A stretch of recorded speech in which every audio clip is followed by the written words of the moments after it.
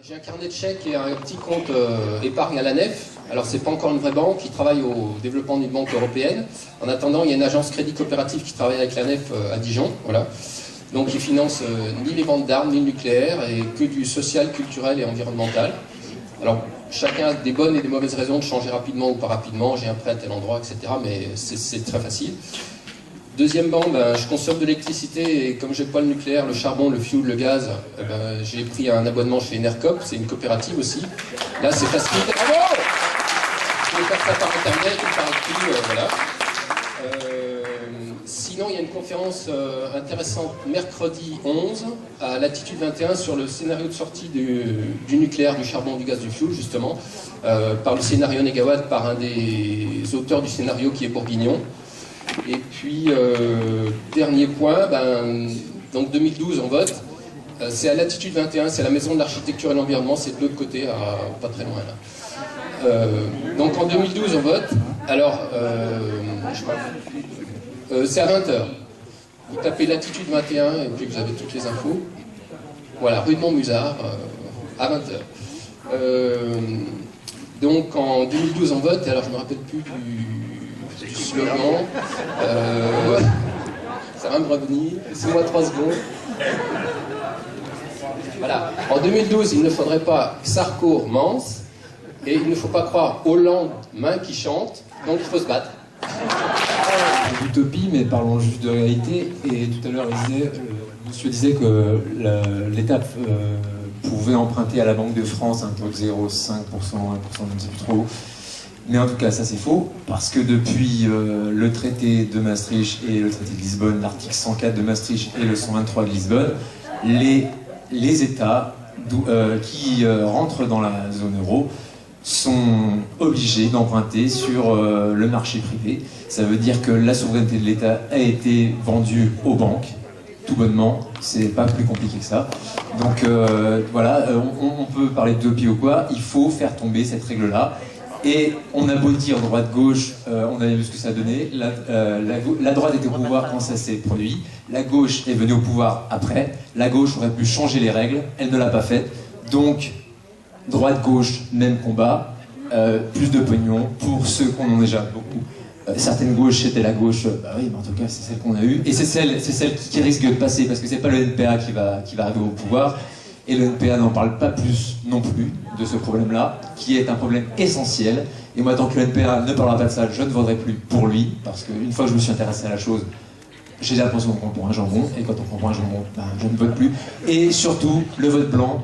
Moi, voilà, le vote blanc, tant que dans ce pays, on ne reconnaîtra pas le vote blanc, eh ben, je me dirais, qu'est-ce que c'est que la démocratie ?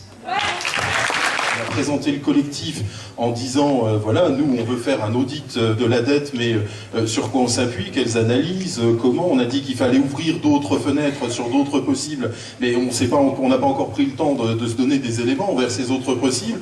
Hein, donc il serait important là dans la demi-heure, 3/4 d'heure maximum qui nous reste, qu'on aborde ces sujets-là. Alors peut-être juste pour mettre une pierre à l'édifice, une chose importante qu'on doit avoir en tête, c'est que cette dette, effectivement, on va rejoindre ce que tu viens de dire, elle a, de mon point de vue, 3 origines. Hein, la première, c'est cette fameuse loi de 73 qui a été ensuite institutionnalisée dans les traités européens, qui interdit aux États de s'endetter auprès de leur propre banque centrale, et donc qui les oblige, de fait, à se fournir sur les marchés financiers, donc en payant un taux d'intérêt. Enfin, c'est la chose qui crée un coût supplémentaire sur l'argent que l'on est censé emprunter. Hein, parce que si on empruntait notre argent auprès de notre banque centrale, ça pourrait se faire à un coût d'intérêt très bas, voire certains disent même nul. Bon, ça reste à discuter, on ne va pas rentrer dans ce genre de détails, mais au moins un coût d'intérêt très très bas qui éviterait ce qu'on appelle l'effet boule de neige. C'est-à-dire que quand un État a des déficits accumulés sur plusieurs années, et là on arrive à la deuxième raison, quand un État a des déficits accumulés sur plusieurs années, ben, ça veut dire qu'une année il n'a pas suffisamment d'argent pour faire face à ses dépenses, donc il emprunte, mais il emprunte, dans ce qu'il emprunte, il s'en sert pour payer des intérêts. mais il emprunte et du coup il va payer des intérêts pour payer les intérêts de l'année précédente, et l'année suivante encore la même chose, et on finit par payer des intérêts sur les intérêts, des intérêts, des intérêts. C'est pour ça qu'on dit qu'il y a une partie de la dette, au moins de ce point de vue-là, qui est totalement illégitime. Bon, ça c'est une première, c'est l'histoire du taux d'intérêt. L'autre histoire, c'est l'histoire des déficits cumulés. Déficit cumulé. Si on regarde, et c'est pas moi qui l'invente, hein, il y a eu des livres qui ont été faits, il y a un rapport parlementaire sur le sujet qui est sorti en 2010. Les déficits cumulés, si on enlève les cadeaux fiscaux, et si on revenait sur l'allègement de la fiscalité sur les 25 dernières années, les déficits, ils existaient très peu d'années. Très peu d'années étaient réellement en déficit. Simplement, on a baissé la fiscalité. Le taux d'imposition moyen sur les entreprises est passé de 40% dans les années 70 à 22% aujourd'hui. Et les entreprises du CAC 40 sont imposées à 8%. Alors que le taux pour les professions libérales, c'est 33%. Voilà, on parle de... Le taux légal, c'est 33%, mais à force de cadeaux fiscaux, etc., les entreprises du CAC 40, elles ne payent que 8%. C'est pas l'augmentation des dépenses qui crée les déficits. C'est la baisse des recettes, mais c'est une baisse voulue des recettes. C'est une baisse décidée des recettes qui crée le problème de la dette. Sur maintenant les questions qui sont posées dans l'immédiat, là, je crois qu'il y en a au moins deux qu'il faut avoir. On parle de la France est riche. Là-dessus, une petite critique. La France, c'est pas un bloc. La France, il y a des classes sociales. Et dans la France, il y a peut-être une France qui est riche globalement, mais il y a aussi des inégalités croissantes, et ceux qui s'enrichissent, c'est une couche qui va en se gonflant de manière croissante également, qui est d'ailleurs de moins en moins détentrice de richesse en France même, qui est de plus en plus une couche mondialisée. Et c'est vrai à l'échelle de l'ensemble de la planète. Et en ce sens-là, je crois qu'il faut remettre les pendules à l'heure. Quand on dit, par exemple, on veut faire des activités, les banques, oui, évidemment, oui, les banques, oui, ça fait un moment qu'on a un certain nombre de choses à dire, qu'on veut les exproprier purement et simplement, de manière à disposer du moyen de dominer le crédit et de le piloter. Mais le piloter en fonction de quoi? À quoi ça servirait de nationaliser les banques? Point. Si c'est pour faire comme certains gouvernements l'ont fait dans des pays plus nordiques, on les nationalise quand il y a des pertes, on les renfloue, on les remet à flot, et quand il y a la flot, on les reprivatise pour que les profits aillent à leurs actionnaires. Il y a une autre façon de faire dans cette affaire-là, et il y a une autre orientation. Si on a des banques publiques qui servent à faire les mêmes types d'investissements que ce qu'on fait jusqu'à présent, en recherchant le profit maximum et en développant, j'allais dire, en investissant dans le nucléaire, par exemple, qui n'est pas forcément un bien social fondamental. Et je crois que là-dessus, il y a beaucoup de choses à dire. Et effectivement, je crois qu'il y a d'autres conceptions des choses à avoir là-dessus. C'est valable pour les banques, c'est valable aussi pour le type d'audit qu'on va faire. Soit on fait un audit dans l'esprit de technicien qui essaie de dire il y a une partie qu'il faudrait arrêter, une partie qu'on garde, et ça permet de réguler la société telle qu'elle est. Soit on le fait dans l'idée, c'est ce qui a été fait dans certains pays, sur la base d'une mobilisation. L'Équateur, c'est pas seulement un président qui a décidé, c'est des mobilisations successives. Il y a au moins 2 tentatives de coup d'État récentes, des pressions avec des manœuvres de la flotte américaine le long des côtes. Ça, c'est pas fait dans la gentillesse, c'est dans l'électoral. Hein. Ça est fait dans d'autres contextes. Et dans ces conditions-là, je crois qu'on aura effectivement probablement des batailles avant les élections et après. Et soyons conscients d'une chose, après les élections, les fameux marchés, c'est-à-dire la bourgeoisie mondiale, va continuer à nous enfoncer la tête, quel que soit le gouvernement, et aucun gouvernement ne pourra s'y opposer s'il ne s'appuie pas sur une forte mobilisation populaire. Et soit dit en passant, pour les élus présents dans la salle, j'en ai entendu au moins une, un des rôles que pourraient avoir ces élus serait par exemple de contribuer à la mobilisation en appelant à l'ensemble des municipalités, des collectivités territoriales et des responsables dits politiques, qui paraît-il gouvernent, à refuser d'assumer les dettes qui leur sont refilées par Dexia. S'il y avait une bataille collective coordonnée des collectivités territoriales et des hôpitaux et des responsables de ces autorités de santé, et ainsi de suite, et de tous ceux qui ont un rôle d'élu dans cette affaire-là, et pas seulement de simples technocrates, je pense qu'il y aurait une bataille importante. Je suis bien payé, puisque Dexia, je connais un petit peu. Merci. J'aurais eu des commentaires à faire, mais je crois que je peux les faire, il n'y a pas beaucoup de temps. Moi, je voudrais juste poser une question. On a appris tout à l'heure par un camarade qui avait des articles du traité de Maastricht, donc qui empêchaient d'emprunter à la Banque centrale. Et par rapport à ce que tu disais, est-ce qu'on aurait pu nationaliser les banques? Est-ce que dans la structure institutionnelle européenne, on avait véritablement cette possibilité, sachant que actuellement, on a un mouvement de privatisation, c'est-à-dire qu'il y a un découpage, que ce soit de toutes les infrastructures, les télécoms, les réseaux ferrés, les autoroutes. Donc est-ce que c'était vrai, oui, les énergies aussi, est-ce que c'était véritablement une possibilité? Est-ce qu'il n'y a pas des verrous qui empêchaient ça? À part le verrou idéologique. Alors voilà, c'est ce que j'allais dire. Il n'y a qu'un verrou, c'est la volonté du politique. Hein. C'est-à-dire qu'à partir du moment où les banques alors je parle des banques qui étaient sur le point dont la valeur des actifs était devenue vraiment minimale. Il suffisait que l'État se porte acquéreur. C'est tout. Et le 4 pages d'attaque et au dos du 4 pages, il y a les propositions d'attaque effectivement là-dessus, sur cette question-là, qui est effectivement de revenir sur le coup de force qui a été fait par Giscard en 1973, qui est effectivement le point de départ de cette question-là. Donc je ne suis pas opposé à l'idée qu'il faille que la Banque centrale finance les États. On est d'accord, et ça bloque avec Maastricht. Mais je voudrais juste faire une observation. Aux États-Unis et au Royaume-Uni, ils ont le droit de le faire, et c'est pas pour ça qu'ils sont pas dans la merde. Donc c'est pas suffisant de croire qu'il faut passer à ce type de financement pour sortir de la crise. Non, mais ne nous berçons pas d'illusions. Le problème et le mal est beaucoup plus profond que ça. Alors, tout ce que tu as dit tout à l'heure sur l'effet boule de neige, je partage par rapport à ça. Parce que dans les situations, effectivement, de crise comme on est, il est nécessaire et indispensable. D'ailleurs, ils sont en train de le faire de manière indirecte en passant par les banques, comme ça a été dit tout à l'heure. Mais c'est démentiel, ça on est d'accord. Mais je répète, aux États-Unis et au Royaume-Uni, ils ont le droit de le faire et ils sont quand même dans la merde. Regardez les statistiques du Royaume-Uni et des États-Unis. C'est effectivement un ensemble de politiques à mener. C'est pas simplement une question technique, c'est une évidence. Donc moi c'est Jean-Baptiste.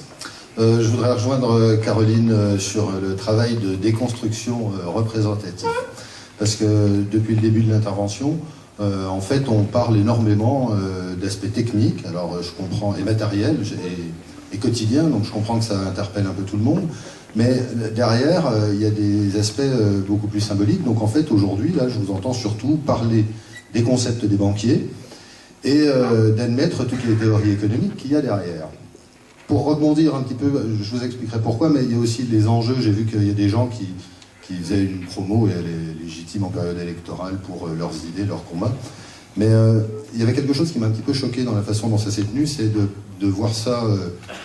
alors je soutiens la démarche d'un audit des finances publiques françaises, mais déjà je ne pense pas que la réponse européenne soit pertinente, ni que la réponse française encore moins, et qu'il faut une réponse mondiale. On est pour preuve, et je pense que votre film revient légèrement là-dessus, mais au niveau des indignés, qui sont présentés comme un mouvement espagnol. C'est bien qu'après on revienne un petit peu au problème du Maghreb, et qu'on voit de toute façon que ce mouvement est présent partout sur la planète. Donc derrière, avec les mêmes revendications, et quelque part, la même obscurité pour pouvoir définir contre quoi on est tous mobilisés, et contre lesquels on va tous être obligés de lutter. Parce que je ne pense pas que la crise sociale va s'arrêter à un niveau social. Moi j'ai bien peur que ça aille à des extrémités bien pires. Bon, ça, passons. Donc je pense que déjà la réponse, c'est donc que c'est un problème de système. Et c'est pour ça que je vais rebondir, je vais finir mon propos, mais c'est bien parce qu'on se représente quand même toutes ces notions économiques au travers de règles qui ont été établies et qui ne sont absolument pas remises en cause. Je vais être assez rapide, mais à quoi sert la dette, en fait, puisqu'on parle un petit peu d'économie. En économie, on emprunte pour investir. Ça a été dit par plusieurs, le mot est venu. Effectivement, aujourd'hui, on n'emprunte plus pour investir. Mais l'investissement, il faut quand même savoir, et ça on n'en parle pas, dans le modèle comptable, parce que moi, je suis surpris dans toutes les réunions où j'ai participé sur la crise, sur les prix de subprime, sur ceci, sur cela. On parle des banquiers, des politiques, mais on ne parle pas des gars qui établissent les comptes, ni des règles qui sont imposées pour établir ces comptes.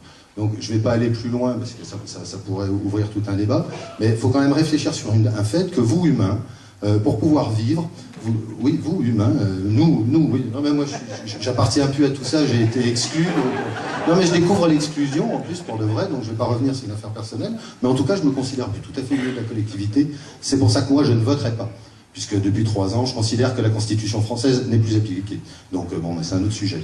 Mais toujours est-il que l'investissement, l'amortissement en tout cas, qui sert à étaler le coût d'un investissement dans le temps, s'est exonéré totalement. C'est une des sources des inégalités du capitalisme, et on n'en entend jamais parler.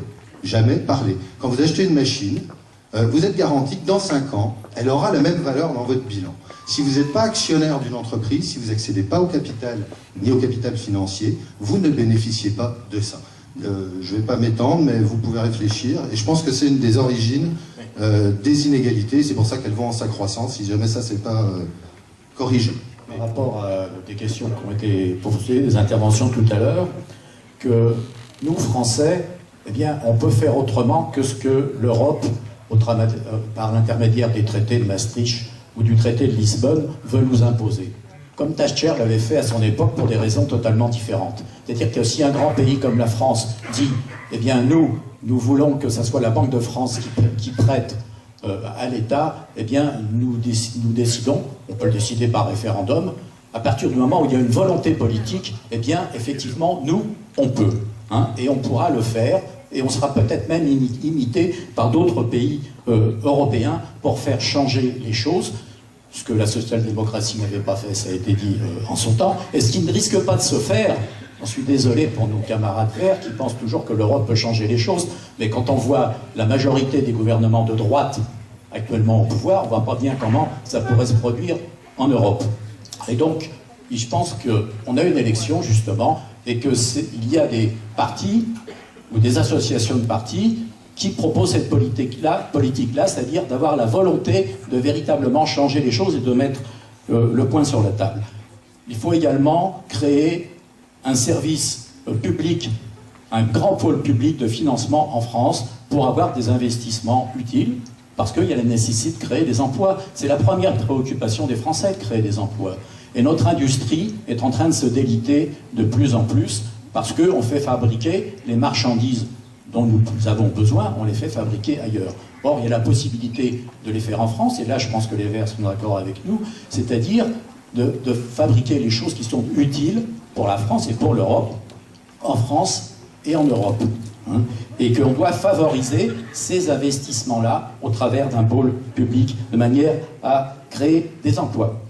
Ce qui a été dit sur la dette, ce qu'on a pu lire, les débats auxquels on a pu assister, la profondeur de la crise, et je crois qu'à la crise de la dette, il faudrait rajouter la crise sociale, la crise démocratique, la crise environnementale. Je crois que, en tout cas pour ma part, je pense que la réponse qu'il faut donner à cette crise est une réponse évidemment de changement global des règles fondamentales qui règlent la société et en particulier pour notre débat les flux financiers et les questions financières. Bon, une fois qu'on a dit ça et qu'on a rajouté que il faut le pouvoir politique, il faut être majoritaire, il faut avoir les leviers de commande pour pouvoir prendre un certain nombre de mesures qui prennent le pouvoir sur les banques, et qui prennent un certain nombre de mesures sur la BCE, etc., etc. Une fois qu'on a dit ça, on est loin d'avoir réglé le problème. Parce que combien 10% de la population aujourd'hui partage, je dirais avec clarté, les réponses systémiques qu'on peut donner à cette crise globale qui est aujourd'hui planétaire. Et je me souviens du travail qui a été fait en 2005 sur le traité constitutionnel européen. Nous sommes passés d'une position où nous étions très minoritaires à une position finalement majoritaire. Alors c'était beaucoup plus facile que ce qu'on est en train de discuter sur la dette. Mais pourquoi avons-nous marqué, je dirais, le terrain politique? Pourquoi avons-nous convaincu? Parce que nous sommes allés chercher des réponses dans le détail aux questions réelles que se posaient les gens par rapport par rapport à ce traité constitutionnel européen et par rapport aux orientations qu'il donnait. Et je crois que pour la dette, c'est un peu la même chose. Tout à l'heure, Philippe disait que aux États-Unis et je ne sais plus quel pays, au Royaume-Uni, effectivement, la Banque centrale, elle peut prêter à des taux très bas. Et les problèmes ne sont pas résolus. Il y a quelques réponses, c'est qu'on ne peut pas non plus, actuellement dans le système actuel, on ne peut pas non plus faire fonctionner la planche à billets comme ça de manière, je dirais, illimitée. Les échanges internationaux, ça existe, les biens matériels qui circulent d'un pays à l'autre, ça existe. Les 70%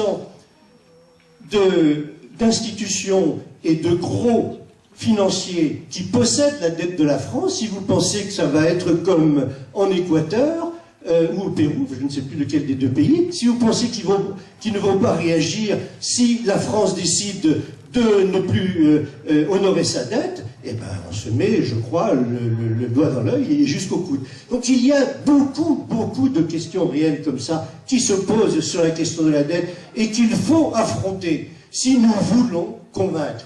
Vous avez, comme moi, j'imagine, les semaines et les mois derniers, vous avez, comme moi, dû affronter les questions concrètes de vos proches, de vos adversaires, mais aussi de nos partenaires de gauche, qu'ils soient, par exemple, au Parti Socialiste. Vous savez très bien la difficulté qu'on a à apporter des réponses, pas seulement techniques, mais aussi des réponses politiques, bien entendu. Mais si on n'a pas un minimum de compréhension et de réponses qui leur font comprendre que ce sont véritablement des réponses de système qu'il faut apporter et non pas des replâtrages comme va nous proposer malheureusement, même si c'est pas la même chose que la droite, va nous proposer le Parti Socialiste très vraisemblablement. Je crois que là, nous devons véritablement faire un gros travail.